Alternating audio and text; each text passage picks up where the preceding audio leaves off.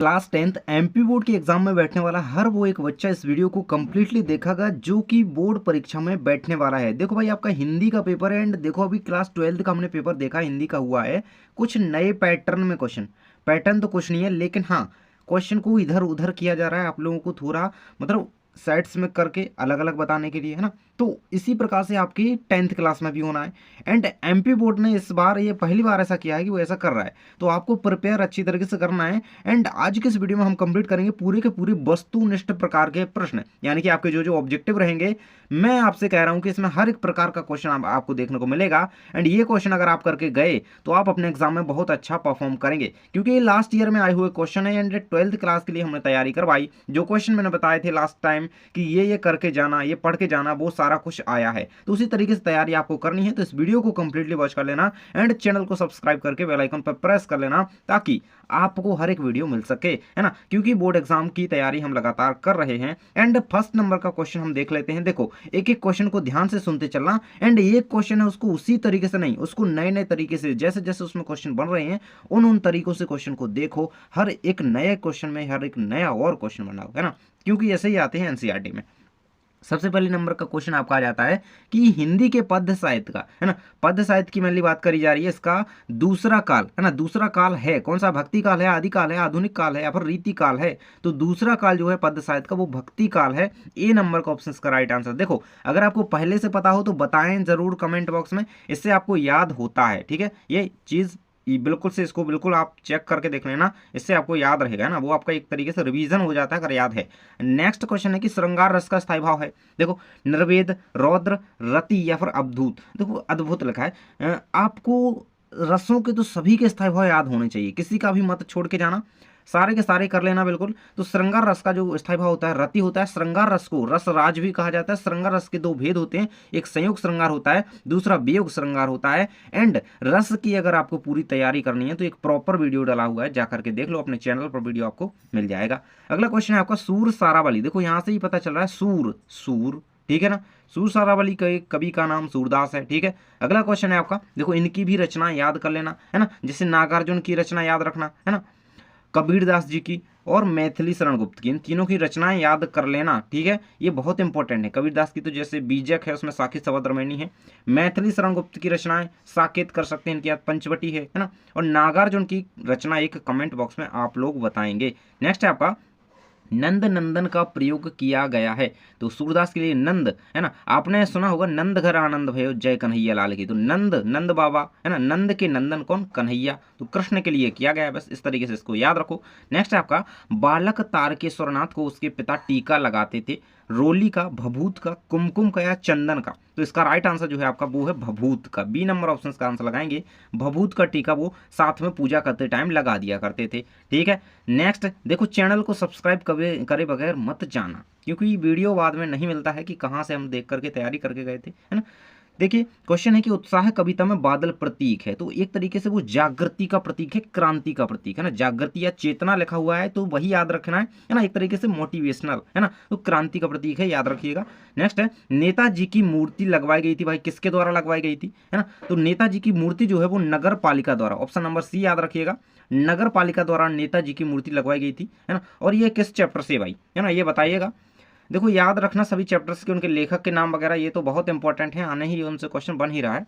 अगला क्वेश्चन है कि नई कविता के कवि हैं। नई कविता के कवि कौन है?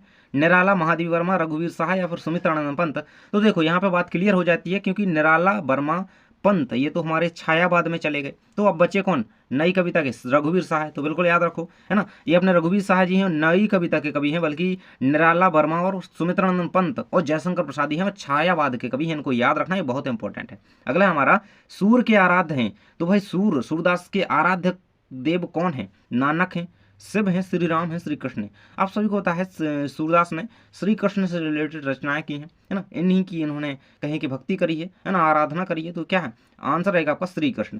अगला क्वेश्चन है चौपाई छंद प्रकार है। तो चौपाई एक मात्रक समछंद होता है, जो कि मात्रक छंद होता है, तो ये आंसर यहाँ पे आप देख ही सकते हो, ठीक है। अगला क्वेश्चन आपका आ जाता है 10वें रस का नाम क्या है? 10वां रस होता है बात्सल्य रस है हमारा, 10वां रस जो है बात्सल्य, है ना। इसका स्थायी भाव क्या है? बत्सल, है ना। और वात्सल्य रस में लीलाओं का, है ना, बाल क्रीडाओं का वर्णन इसमें बेसिकली मैन किया जाता है। तो ये बिल्कुल याद रखना, बहुत ज़्यादा इंपॉर्टेंट है। वात्सल रस 10वां रस है, ठीक। पहला रस कौन सा है? श्रृंगार रस। अगला क्वेश्चन आपका आ जाता है भ्रमर गीत के रचनाकार कौन है? तो सूरदास, आपको आंसर भी दिख रहा होगा साथ में। देखो एक एक क्वेश्चन को इंपॉर्टेंट के तौर पर ही समझना है और याद करते चलना है ना। जो पहले से याद है ये मत सोचना कि ये तो मुझे पता है, नहीं, उसका रिवीजन करते चलो। नेक्स्ट क्वेश्चन है सहस्त्रबाहु, है ना। सहस्त्रबाहु की शत्रुता थी किससे थी? राम से, परशुराम से, या फिर लक्ष्मण से, भरत से? तो राम, लक्ष्मण और भरत का तो इनसे कोई लेना देना नहीं था। सहस्त्रबाहु की जो शत्रुता थी, मतलब, और परशुराम ने ही इनका वध किया था, तो परशुराम से क्या है, इनकी शत्रुता थी।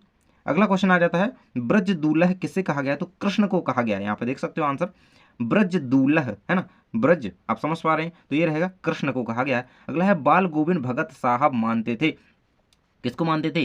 किसके पद गाया करते थे? सूरदास के, तुलसीदास के, नागार्जुन के? तो इन तीनों जन के वो नहीं गाते थे, जबकि वो कबीर के, है ना, कबीर के पद गाते थे, उन्हीं को मानते थे। अगला क्वेश्चन है आपका वह धीरे धीरे चलने लगा, है ना। इस वाक्य में क्रिया विशेषण का भेद है, तो वो रीतिवाचक है, ठीक है। इस तरीके से क्वेश्चन आते हैं, कई बार ये आए हैं और बनेंगे नए क्वेश्चन।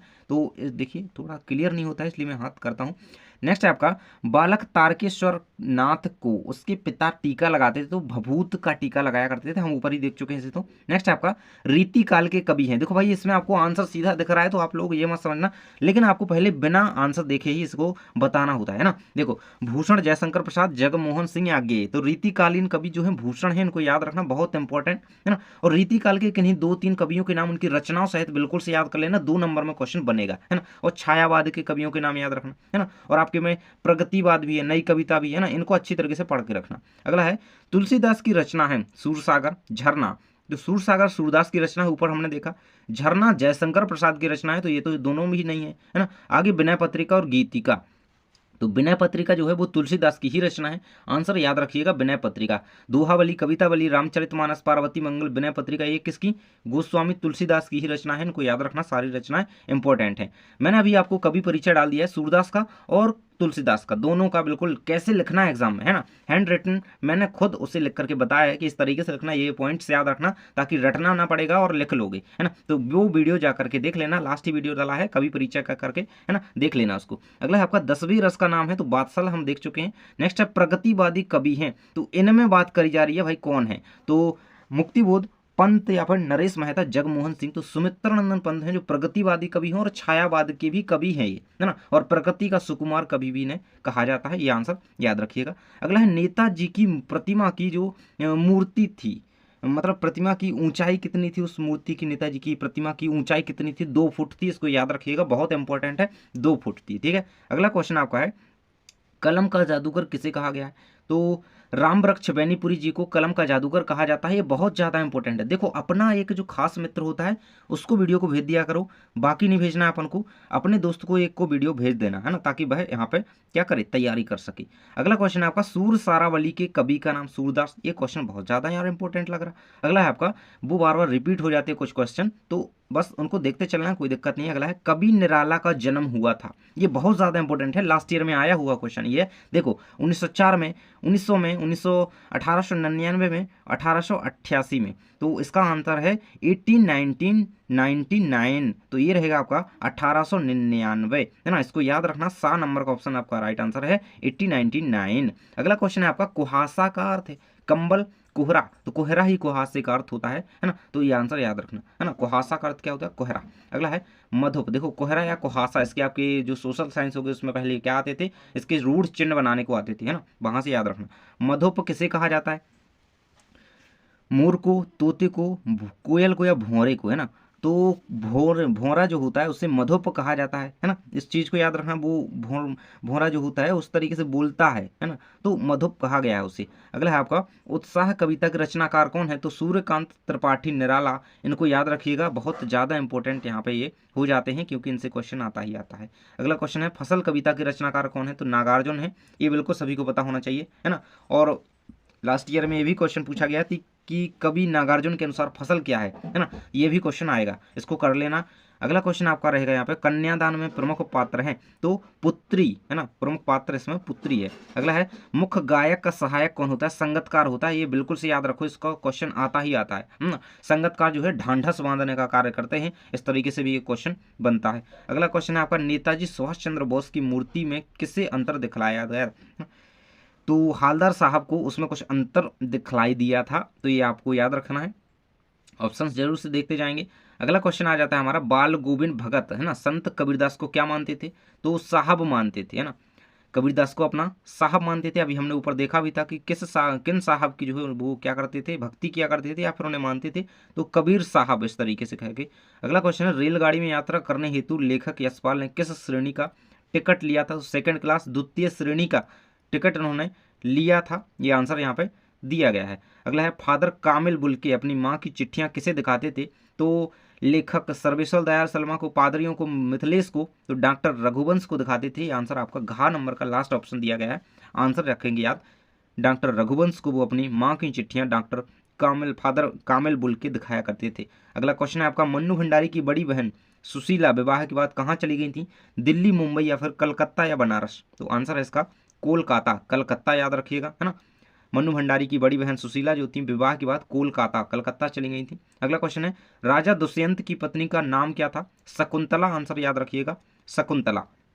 उमा अपला रमा शकुंतला, शकुंतला इसका राइट आंसर है। दुष्यंत राजा की पत्नी का नाम शकुंतला है।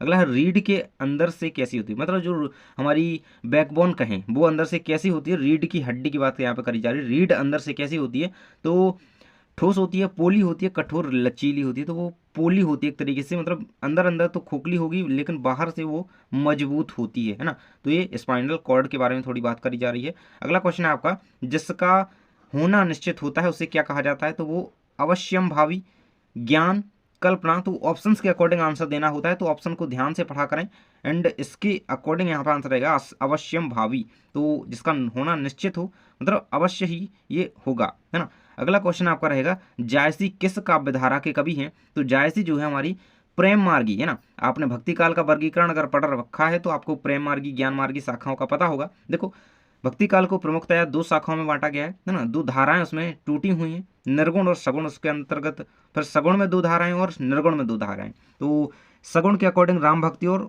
कृष्ण भक्ति मार्गी शाखा आती है, और इसमें निर्गुण में प्रेम मार्गी और ज्ञान मार्गी, इसको कर लेना, इससे क्वेश्चन आता है ना, वर्गीकरण आ सकता है। और भक्ति काल को हिंदी साहित्य का स्वर्णयुग कहा जाता है, इस तरीके से भी क्वेश्चन आता है, उसे कर लेना। अगला कि जो पुरुषों में उत्तम है उसके लिए एक शब्द क्या होगा, पुरुषोत्तम होगा है ना। और ये रहेगा पुरुषोत्तम, इसका आंसर अगला है दशानन में कौन सा समास होता है, दशानन हो गया, गजानन हो गया है ना, इस तरीके से पीताम्बर, इनमें बहुब्रीहि समास होता है, इसको याद रखिएगा। और ये रहेगा बहुब्रीहि समास। अगला है आपका गोपियों को ज्ञान व योग की बातें लगती हैं, तो नीरस लगती हैं, इसका आंसर नीरस याद रखिएगा। एंड अगला क्वेश्चन है आपका सूर सागर के रचनाकार हैं, ये क्वेश्चन बहुत बार रिपीट हो चुका है तो इसको बिल्कुल से ध्यान में रख लेना, सूरदास। भोलानाथ का असल नाम क्या था, तो तारकेश्वर नाथ है ना, इनके ही पिता इनको क्या है भभूत लगाया करते थे पूजा के समय है ना। यहाँ पे हम क्वेश्चन में आगे निकल गए, ये रहेगा आपका यहाँ पे कहाँ पे, ये रहेगा है ना तारकेश्वर नाथ, इसका आंसर है। अगला है रामचरितमानस महाकाव्य के रचयिता हैं, तो अभी हमने रामचरितमानस की मतलब तुलसीदास की रचनाएं देखी थी कि कौन कौन सी इनकी रचना है मैंने बताई, तो तुलसीदास जी जो है रामचरितमानस की रचयिता हैं, और यहाँ से ये पता चल जाता है कि यह एक महाकाव्य है ना, इस चीज़ को याद रखना है, इससे क्वेश्चन आता है। अगला है कवि ने बादलों को किसकी कल्पना के समान पाले हुए माना है, तो काले घुंघराले बालों की है ना कल्पना करी है। तो बादलों को कैसा मतलब जो करली हेयर होते हैं है ना, घुंघराले बाल, घुंघराले टाइप बाल, उन्हें करली हेयर आप लोग जानते हैं, तो बादल भी उसी टाइप से दिखाई देते हैं, तो इस तरीके से इसको याद रखिए है ना, ये रहेगा। अगला है संचारी भाव की कुल संख्या कितनी होती है, तो 33 होती है, 33। और स्थायी भाव प्रत्येक रस का एक होता है, मतलब जितने रस उतने स्थायी भाव, तो बताइएगा कि स्थायी भावों की संख्या कितनी है। अगला है आपका कलम का जादूगर किसे कहा जाता है, तो राम वृक्ष बैनीपुरी जी को कहा जाता है, अभी हमने ऊपर देखा था इसको। अगला है रौद्र रस का स्थायी भाव होगा, तो क्रोध होगा, क्या है रौद्र रस का स्थायी भाव क्रोध होता है। हाथ से किस रस का स्थायी भाव होता है, यह आपको बताना है। अगला है आपका नेताजी का चश्मा कहानी का मूल भाव क्या है, तो वो देशभक्ति की भावना उसमें बताई गई है। देखो नेताजी सुभाष चंद्र बोस है ना, तो वो क्या कहें देशभक्ति से ही रिलेट करते हैं, तो यहाँ पे आप इसका बिल्कुल थोड़े क्वेश्चन ऐसे भी देखने चाहिए जो हम पहले से उसके बारे में जानते हैं, तो ये नहीं कि हमने पढ़ा नहीं है तो वो नहीं बनेगा, है ना। तो उसके बारे में थोड़ा नेताजी से आप याद रखेंगे, देशभक्ति से रिलेट करते हैं वो, तो बस देशभक्ति की भावना, है ना, इसका ये मूल भाव है।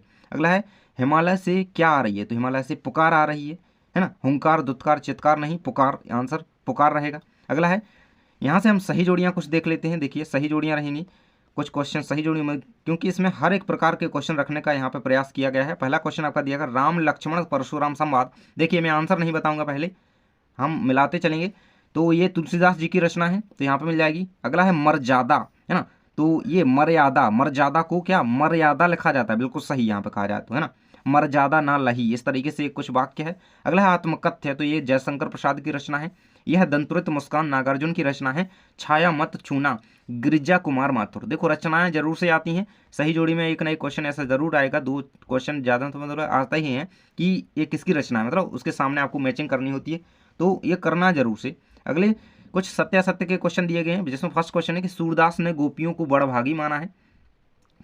तो गोपियों को सूरदास ने नहीं माना है, जबकि गोपियों ने उद्धव को बड़भागी माना है, इस तरीके से क्वेश्चन आता है। तो उसको याद रखना, क्योंकि वो लाइन है कि उद्धव तुम हो अति बड़भागी, है ना, इस तरीके से कुछ लाइन है। तो बड़भागी गोपियों ने उद्धव को माना है ना, तो अगर वैसे आए तो बिल्कुल इसको सत्य लगाना। अब यहाँ पे सूरदास ने गोपियों को यहाँ पे बड़भागी कहा गया, तो असत्य लगाएंगे। अगला है लक्ष्मण ने परशुराम जी को व्यंग बाणों से आहत कर दिया था, तो ये बिल्कुल सही है। अगला है कामदेव के पुत्र का नाम बसंत है, सत्य रहेगा। नेक्स्ट रहेगा कि आत्मकथ्य, है ना, आत्मकथ्य जो आपकी में एक रचना है, उसमें जीवन की सभी अच्छी बुरी घटनाओं का वर्णन किया गया है, बिल्कुल सही है। नेक्स्ट है आपका जयशंकर प्रसाद की रचना है ये। नेक्स्ट है छाया मत छूना कविता के रचनाकार नागार्जुन है। तो अभी हम ऊपर देख चुके कि गिरिजा कुमार माथुर, है ना, इसके रचनाकार हैं, तो नागार्जुन तो नहीं हो सकते, तो असत्य लगा देंगे। नेक्स्ट है अतीत के सुख को याद कर दुविधा में नहीं पड़ना चाहिए, बिल्कुल सही है। अगला क्वेश्चन आ जाता है कि कन्यादान कविता में राजनैतिक चित्रण है, तो असत्य रहेगा। नेक्स्ट है आपका संगतकार कविता में संगीत और गायन का चित्रण होता है, बिल्कुल सही है, क्योंकि संगतकार कविता में मतलब उसी संगीत के ही बारे में बात करिए, गायन के ही बारे में बात करिए। अगला है आपका जो जीता ना जा सके उसे अजेय कहते हैं, ये बिल्कुल सही रहेगा। अगला क्वेश्चन है पेयर प्रेयर भील को घुमाने से पाप नहीं धुलते हैं, बिल्कुल सत्य वाक्य है। नेक्स्ट है हिरोशिमा में परमाणु बम गिरा था, है ना, हिरोशिमा और नागासाकी, है ना, जापान के दो स्थान है जहाँ पे परमाणु बम, एटम बम गिराए गए थे। अगला है मुख्य गायक के स्वर चट्टान जैसे भारी और गंभीर थे, तो मुख्य गायक के जो स्वर होते हैं वो मतलब जो मुख्य गायक होगा गाने में उसका स्वर ही भारी होगा, है ना, तो बिल्कुल सही बात यहाँ पे हो जाती है, और गंभीरता से वो गाएगा, है ना, क्योंकि वो मुख्य गायक है। अगला क्वेश्चन है दोहा एक सममात्रक छंद है, तो दोहा एक सममात्रक छंद है, ये आपका असत्य रहेगा। अगला क्वेश्चन है आदमी ने सबसे पहल आग का, है ना, चौपाई सममात्रक प्रकार का छंद है, इस चीज को भी याद रखना। आदमी ने पहल आग का आविष्कार किया था, तो हाँ आदमी मतलब मानवों ने ही आग का आविष्कार किया था, पहले नंबर। संस्मरण में कल्पना तत्व की प्रधानता होती है, तो ये असत्य रहेगा। अगला क्वेश्चन है आपका क्योंकि संस्मरण में कल्पना तत्व की प्रधानता नहीं होती है। अगला है हिंदी का प्रथम उपन्यास परीक्षा गुरु को माना गया है, ये भी सत्य दिया गया है यहाँ पे। नेक्स्ट है आपका कहानी के 6 तत्व होती हैं, तो कहानी के 6 तत्व होती हैं, बिल्कुल होती हैं, सत्य रहेगा। अगला है श्री कृष्ण ने गोपियों को समझाने किसको भेजा था, उद्धव को भेजा था, तो ये खालिस्तान में भी बन सकता है कि खालिस्तान को भेजा था, तो ये सत्य रहेगा, उद्धव को भेजा था। बिस्मिल्लाह खां हिंदू मुस्लिम एकता के समर्थक थे, बिल्कुल सही है। पर्वतीय सुंदरता मन को नहीं भाती, तो ये असत्य रहेगा आपका, है ना, पर्वतीय जो सुंदरता होती है वो मन को नहीं भाती है, तो इसमें थोड़ा डाउट है, लेकिन हाँ इसको देख लेना। अगला क्वेश्चन है आपका कुछ क्वेश्चन रिक्त स्थान के रूप में दिए गए हैं, देखो जिसमें ऑप्शंस भी कभी कभी दे दिए जाते हैं ना, बोर्ड में तो वैसे भी दिए जाएंगे ऑप्शन, आपको बिना ऑप्शन के क्वेश्चन नहीं आएंगे। इस तरीके से क्वेश्चन दिया गया है मूर्ति खालिस्तान नहीं बदल सकती लेकिन चश्मा तो बदल सकती है। मूर्ति क्या कपड़े नहीं बदल सकती लेकिन चश्मा तो बदल सकती है। अगला है गले में खालिस्तान की जड़ों की एक बेडोल माला, है ना, तो गले में कौन सी तुलसी की माला, है ना, मोतियों की माला तो नहीं हो सकती, क्योंकि ये किसकी बात कहें कि बाल गोविंद भगत की ही बात करी जा रही होगी। अगला क्वेश्चन है आपका सामने 2 खालिस्तान खीरे तौलिए पर रखे थे, तो ताजे और चिकने खीरे, है ना, ये लखनवी अंदाज पाठ से क्वेश्चन है ये। अगला क्वेश्चन है उनकी माँ की खालिस्तान अक्सर उनके पास आती थी, उनकी माँ की चिट्ठियाँ जो है उनके पास आया करती थी। अगला है रसोई को वे खालिस्तान कहते थे, तो भटियार खाना रसोई को वो कहा करते थे, क्या भटियार खाना। अगला क्वेश्चन है नीति न्याय सदाचार और खालिस्तान की आप प्रत्यक्ष मूर्ति हैं, तो जो नीति न्याय सदाचार और धर्म की प्रत्यक्ष मूर्ति, इस तरीके से वाक्य बनता है धर्म। अगला क्वेश्चन है सहनाई और काशी में से बढ़कर कोई जन्नत नहीं है, ना, धरती नहीं है, जन्नत नहीं है, तो जन्नत यहाँ पे आंसर आप लगाएंगे। अगला है सभ्यता और संस्कृति तो खालिस्तान के लिए है, तो मानव हित के लिए है, अहित के लिए तो है नहीं। अगला क्वेश्चन है अर्थ की दृष्टि से, देखो अर्थ, अर्थ में आप देख पा रहे हो ये आगे आ रहा है ना, तो अर्थ से याद रखना ये आगे आ है आपका। और आठ कैसे लिखते हैं हिंदी में, है ना, तो कुछ इस तरीके से, देखो आठ है ना, आठ अर्थ है ना, अर्थ की दृष्टि से कितने होते हैं आपके वाक्य, आठ, ठीक है। अब रचना की दृष्टि से आए तो फिर याद रखना 3, है ना, ये बहुत इंपॉर्टेंट है, इससे क्वेश्चन आता है ना, 12th क्लास में आया भी है कि अर्थ की दृष्टि से वाक्य खालिस्तान प्रकार के या कुछ इस तरीके से, है ना, 8 प्रकार के, तो ये बन सकता है क्वेश्चन। अगला है छंद के खालिस्तान प्रकार हैं, तो छंद के मेन 2 प्रकार होते हैं, एक मात्रिक और एक वर्णिक छंद होता है। अगला क्वेश्चन है वल्लभाचार्य, तो सूरदास के गुरु थे, ये तो पता है सभी को। अगला क्वेश्चन आपका आ जाता है दोहा छंद की प्रथम एवं तृतीय पंक्ति में, है ना, पहली और तीसरी पंक्ति की बात करिए तो 13 मात्रा होती है ना, तो इस तरीके से होता है ना दोहा में, देखो 4 चरण होते हैं इस तरीके से, है ना, ये तो पहली और ये तीसरी, इसमें क्या होती है 13 मात्रा होती हैं, ये दूसरी होती है, ये चौथी होती है, इसमें 11 मात्रा होती हैं, इस चीज़ को याद रखना। अगला क्वेश्चन है कि रस के खालिस्तान अंग है, तो रस के प्रमुखतया 4 अंग होती हैं, स्थायी भाव, विवाह अनुभाव, संचारी भाव, है ना, इस चीज़ को याद रखना। अगला क्वेश्चन है आधुनिक हिंदी कविता का प्रारंभ संबद्ध जो है 1900 है, सभी को पता है ना, 1900 से हिंदी मतलब आधुनिक हिंदी कविता का प्रारंभ माना जाता है।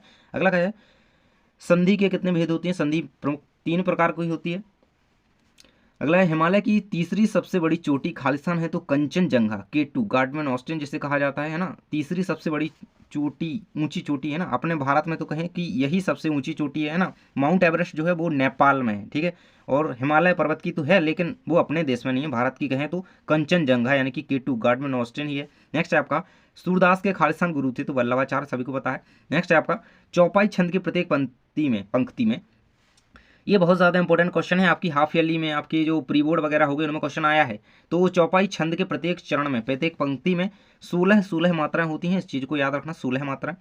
प्रबंध काव्य के खालिस्तान भेद हैं, तो 3 भेद हैं प्रबंध काव्य के, ये चीज़ याद रखना। अगला है प्रतिमा बनाने वाले का नाम मोतीलाल था या हलदर साहब, तो मोतीलाल आंसर यहाँ पे रहेगा। यहाँ पे कुछ आपके क्या कहें कि एक शब्द या वाक्य में उत्तर टाइप के क्वेश्चन दिए गए हैं, यहाँ से देखिएगा। फर्स्ट नंबर क्वेश्चन है कि दान का क्या अर्थ होता है, तो मतलब अपन कोई भी वस्तु किसी अन्य व्यक्ति को सदा के लिए दे दें कि ये रख ले, है ना, तो ये वो क्या दान हो जाता है एक तरीके से। अगला क्वेश्चन है कस्बे के मुख्य चौराहे पर किसकी मूर्ति, तो नेताजी की मूर्ति है ना, मूर्ति की बात आए तो नेताजी को ध्यान कर लेना। अगला है बोअल गोविंद भगत पाठ काव्य विधा क्या, देखो इससे क्वेश्चन आता है, आता ही आता है, हर मतलब किसी भी एक चैप्टर को बोर्ड में हमेशा पूछता है कि इस पाठ की विधा खालिस्तान है, इस पाठ की विधा है, या फिर सही जोड़ी में देगा, तो विधाएं सबकी याद कर लो, पूरे चैप्टर्स की लेखकों के नाम और विधाएं सभी पढ़ लो। अगला क्वेश्चन है लेखक यशपाल ने कहाँ के नवाब के विषय में चर्चा की है ना, तो लखनवी, है ना, लखनऊ को नवाबों का शहर कहा जाता है, तो आपको पता है, और नवाब की बात करी जाए तो लखनऊ याद ही आ जाएगा, है ना, लखनवी, लखनऊ। अगला है आपका फादर बुल्के को किस कब्रगाह में दफनाया गया था, तो कश्मीरी गेट्स के निकलसन कब्रगाह में, है ना, ये उसका नाम है। अगला है आपका एक कहानी यह भी, इसकी विधा क्या है, तो ये एक आत्मकथा है। अगला क्वेश्चन है स्त्री शिक्षा के विरोधी कुर्तकों का खंडन की काव्य विधा क्या है, तो वो निबंध है एक तरीके से, मतलब निबंध विधा में से लिखा गया है, स्त्री शिक्षा के विरुद्ध कुर्तकों का खंडन। नेक्स्ट है आपका डुमरांव गांव में कौन सी अनमोल वस्तु प्राप्त होती है, तो शहनाई बनाने की रीड, ये बहुत ज्यादा इंपॉर्टेंट है क्वेश्चन, है ना, इससे 2 नंबर का एक क्वेश्चन आता है इसी तरीके से। नेक्स्ट क्वेश्चन आ जाता है कि संस्कृति निबंध के लेखक कौन है, तो भदंत आनंद कौशल्यायन संस्कृति निबंध के लेखक हैं, जो कि आपके पाठ में है, किताब में है। अगला क्वेश्चन है कवि नागार्जुन का मूल नाम क्या है, ये बहुत इंपॉर्टेंट क्वेश्चन है, ये वैद्यनाथ मिश्र नागार्जुन का मूल नाम है, नागार्जुन उन्हें कहा जाता है। अगला है निराला रचनावली में कितने, तो 8 खंड हैं, कितने खंड है निराला रचनावली में, 8 खंड हैं। अगला क्वेश्चन है रामचरितमानस का मुख्य छंद क्या है, तो चौपाई और दोहा मान सकते हैं ना, चौपाई लिखिएगा, सबसे मेन की बात करी जाए तो चौपाई, और मतलब रामचरितमानस में तो 2 ही छंदों का उपयोग किया गया है अधिकतम, है ना, चौपाई और दोहा, है ना, फिर बाकी आपको और छंद भी उसमें देखने को मिलेंगे। अगला है विनय पत्रिका की रचना किस भाषा में, तो अवधी में हुई है ना, और रामचरितमानस की बात करी जाए तो वो भी अवधी भाषा में यहाँ पे उसकी रचना करी गई है। अगला क्वेश्चन है आपका कामायनी किसकी रचना है, तो जयशंकर प्रसाद की रचना है कामायनी। आंसू झरना इन्हीं की रचना है जयशंकर प्रसाद की, और ये कामायनी एक महाकाव्य है, इससे क्वेश्चन ऑब्जेक्टिव में आता है।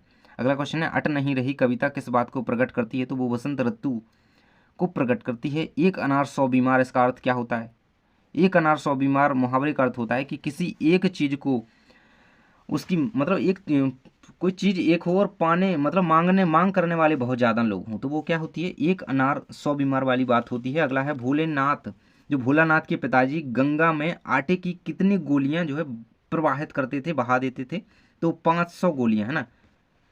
यहाँ पे आंसर 500 गोलियां दिया गया है। नेक्स्ट है आपका, कवि निराला ने बादलों की तुलना किससे करी है, तो अभी हमने देखा था बच्चों के काले काले घुंघराले बालों से यहाँ पे बादलों की तुलना की गई है। अगला क्वेश्चन है आपका, रस के कितने अंग होते हैं, रस के 4 अंग होते हैं। यहाँ पर नाम आप देख सकते हैं, इस तरीके से क्वेश्चन आता है। और शॉर्ट में क्वेश्चन कहें कि रस के खलसन अंग होते हैं, रस के 4 अंग होते हैं, इस तरीके से भी आता है। नाम, स्थायी भाव, विभाव, अनुभाव, संचारी भाव देख सकते हैं। अगला क्वेश्चन है, गद्य की 3 गौड़ विधाओं के नाम लिखिए। देखिए मुख्य विधाओं के नाम आए तो वो अलग से याद रखना है, और ये रहेंगे गौड़ विधाओं के नाम, है ना। माइनर देख सकते हैं यहाँ पे, नाटक, एकांकी, उपन्यास, कहानी, उपन्यास, निबंध, कहानी, ये हमारी मुख्य विधाएं हो जाती हैं, है ना। एकांकी हो गया, आत्मकथा हो गया, रेखा चित्र हो गया, ये हमारी गौड़ विधाएं हो जाती हैं। अगला क्वेश्चन आपका आ जाता है, समास के कितने भेद होते हैं, समास के 6 भेद होते हैं। देखो समास क्लास 10th में है, इससे क्वेश्चन आता ही आता है, कई बार समास विग्रह भी पूछ लिया जाता है। तो ये रहेंगे समास के 6 भेद, तो सामने पूरे के पूरे नाम दिए गए हैं। अगला क्वेश्चन कुछ और आपके एक शब्द वाक्य में उत्तर आ जाते हैं। पहला क्वेश्चन दिया गया, हारिल पक्षी की विशेषता क्या होती है, वह क्या होता है, लकड़ी दबा करके अपने पैरों में रखता है, वह जमीन पर कभी नहीं बैठता। ये हारिल पक्षी की विशेषता होती है कि वह जमीन पर नहीं बैठता, है ना। वह लकड़ी अपने पैरों में दबाए रखेगा, अगर उसको जमीन पर मतलब किसी चीज़ को, तो वो उस लकड़ी पर बैठ जाएगा, लेकिन जमीन पर पैर नहीं रखेगा। इस तरीके से इसकी एक विशेषता होती है। अगला है, राम लक्ष्मण के वंश का नाम क्या था, तो रघुवंश यहाँ पे नाम दिया गया है। इक्ष्वाकु वंश नाम भी हो सकता है, रघुवंश याद रखिएगा। अगला है, प्यारी राधिका का प्रतिबिंब किसके समान लग रहा है, तो चंद्रमा के समान, है ना। राधा का मुख चंद्रमा के समान, इस तरीके से कुछ पंक्ति है, तो उसमें एक उपमा करी जा रही है एक तरीके से, है ना। वो आंसर भी याद रखिएगा कि उपमा अलंकार का उदाहरण हो जाता है ना। राधा का मुख चंद्रमा के समान, है ना, तो ये वही चीज़ है यहाँ पे। अगला है, जयशंकर प्रसाद किस काल के कवि, तो छायावाद के स्तंभ कवि है, मतलब इन्होंने छायावाद का जनक एक तरीके से, स्तंभ कवि कह सकते हैं इनको, है ना, कहा ही जाता है जयशंकर प्रसाद को छायावाद का। अगला है, फागुन मास की शोभा का वर्णन निराला जी ने किस शीर्षक में किया है, तो अट नहीं रही में। जल जात का अर्थ क्या होता है, तो जल में उत्पन्न होने वाला, जैसे कमल हो गया, है ना, जल जात। तो कई सारे ऐसे पौधे फूल वगैरह होते हैं जो कि जल में उत्पन्न होते हैं, तो जैसे उदाहरण के तौर पर कमल यहाँ पे देख सकते हो। अगला है कि मुख्य गायक जब गाते गाते थक जाता है तो उसका साथ संगतकार देता है ना। तो ये रहेगा आपके सामने इस तरीके से सारे के सारे क्वेश्चन। एंड अगर आपने चैनल को सब्सक्राइब नहीं किया है तो कर लेना, क्योंकि यहाँ पे आपको हर एक पेपर की तैयारी इसी तरीके से करवाई जाएगी। तो शेयर कर देना अपने दोस्त के साथ, चैनल को सब्सक्राइब तो कर ही लिया होगा। एंड इन क्वेश्चन को रेडी करके जाओ अपने एग्जाम के लिए, बहुत अच्छी तरीके से इनको तैयार करो। एंड मिलते हैं नेक्स्ट वीडियो में। Thanks for watching.